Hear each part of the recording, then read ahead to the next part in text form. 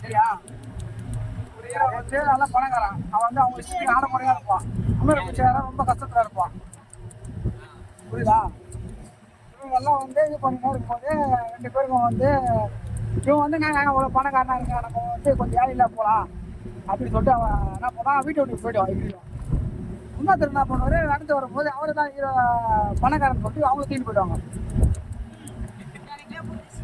தூக்கிட்டு போயிடுவாங்க. அவனை தூக்கிட்டு போயிடுவானா அவன் வந்து அவர் வந்து பணக்காரன் பிச்சைக்காரத்தில் யோசிப்பாரு.